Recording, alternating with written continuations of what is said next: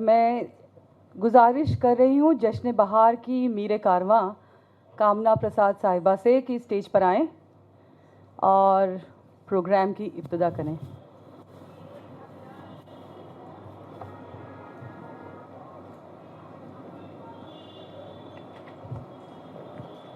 آداب دوستوں،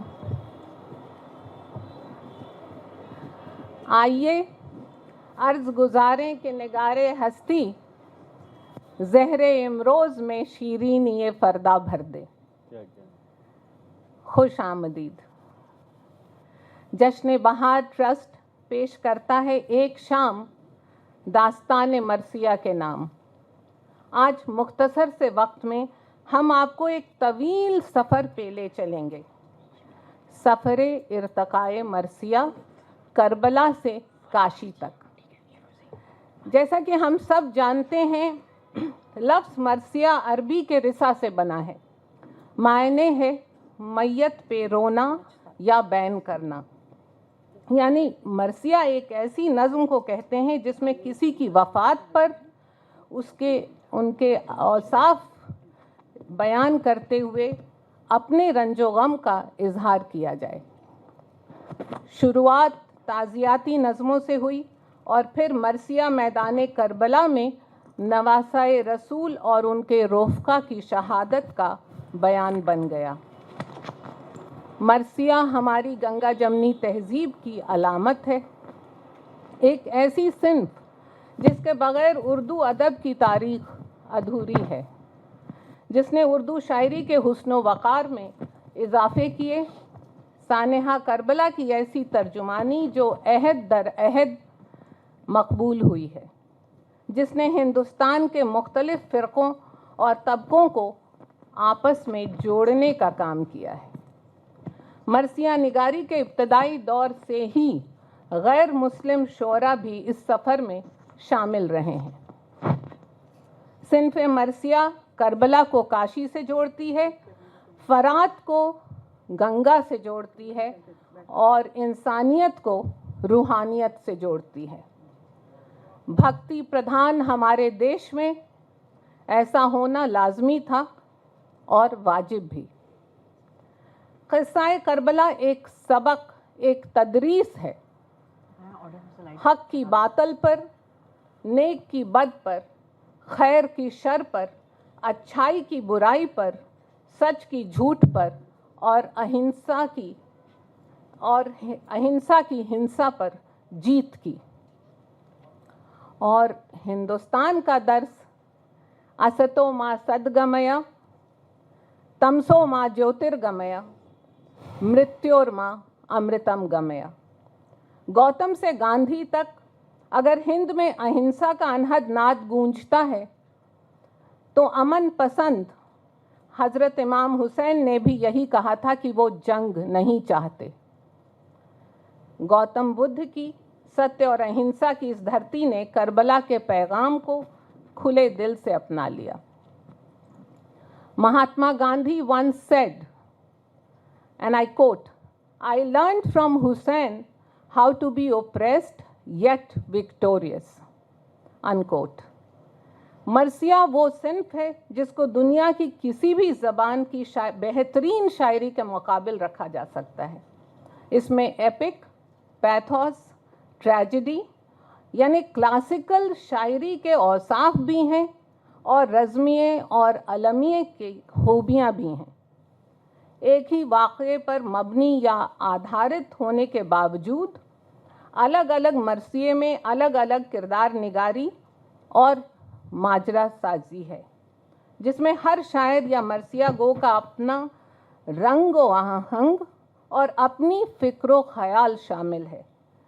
ایک زمانے میں یہ بھی کہا جاتا تھا کہ جس نے مرثیہ نہیں لکھا وہ شاعر ہی نہیں ہے. رشتوں کی اہمیت سے آراستہ دوستوں، رشتوں کی اہمیت سے آراستہ مرثیہ ایک منظوم داستان غم ہے جس کی واقعہ نگاری اور منظر کشی ہندوستانی ثقافت میں رچی بسی ہے. آج کی شام ہم مرثیہ نگاری کو ایک صنف ادب کے نظریے سے سمجھنے کی کوشش کریں گے. اس کے اجزائے بیاں اس کا کلچرل امپیکٹ دیکھیں گے۔ شروع میں سانحہ کربلا کو لوگ عاشور نامہ، روزۃ الشہداء اور کربل کتھا میں سنتے اور پڑھتے تھے۔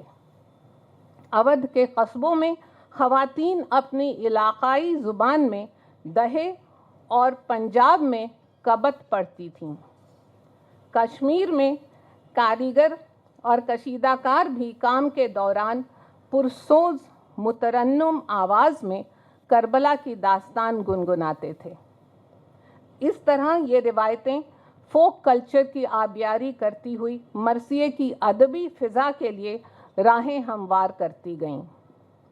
گو مرثیہ نگاری کی ابتدا دکن میں ہوئی۔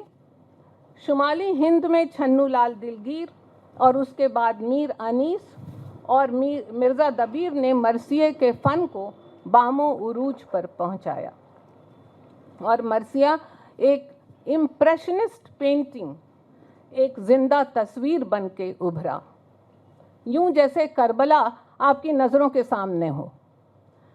قصہ سانحہ کربلا کا اور ریفرنسز خالص ہندوستانی، جیسے خواہاں جو زہرا گلشن زہرا تھے آپ کے، شبنم نے بھر دیے کٹورے گلاب کے۔ اگر صنف مرثیہ کی ارتقاء اور وسعت کی بات کریں تو کربلائی مرثیوں کے علاوہ شہر آشوب اور شخصی مرثیے بھی لکھے گئے۔ نواب آصف الدولہ کی وفات پر رام نارائن موضوع نے کہا، غزالہ تم تو واقف ہو کہو مجنوں کے مرنے کی، دیوانہ مر گیا آخر تو ویرانے پہ کیا گزری۔ اور پھر فن مرثیہ سے سینچی گئی زمین پر پروان چڑھی احتجاجی شاعری، پروٹیسٹ پوئٹری۔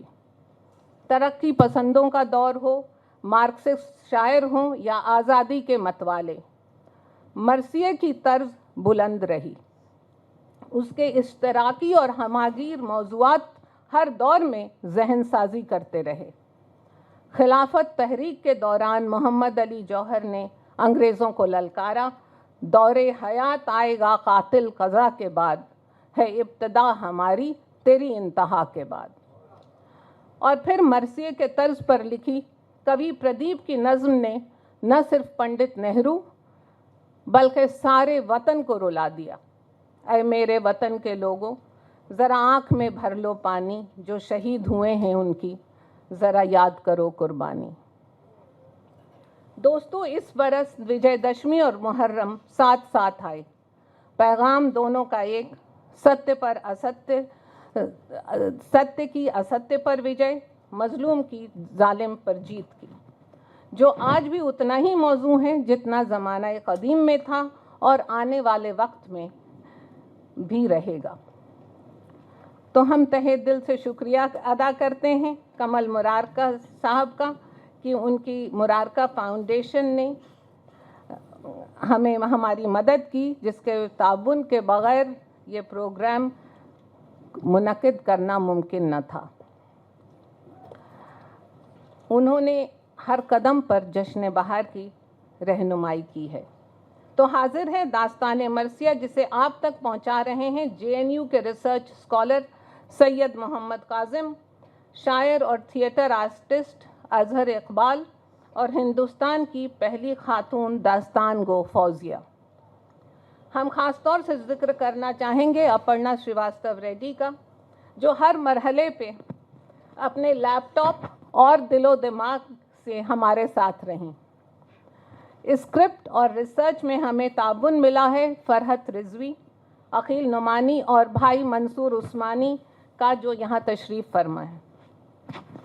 چائے کا انتظام دوست سہیل خان نے کیا ہے، اور جشن بہار کی ٹیم کی طرف سے ہم آپ سب کا ایک بار پھر استقبال کرتے ہیں اور بے حد احترام کے ساتھ عرض کرتے ہیں کہ یہ مرثیہ نگاری کی ادبی سفر کی داستان ہے، جسے ہم نے وقت کی پابندیوں اور آپ کی مصروفیات کے مد نظر مختصر رکھنے کی کوشش کی ہے۔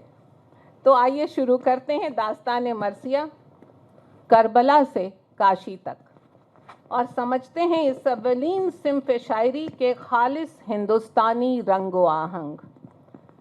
جو آنکھ پڑھ لے تو مرثیہ ہے.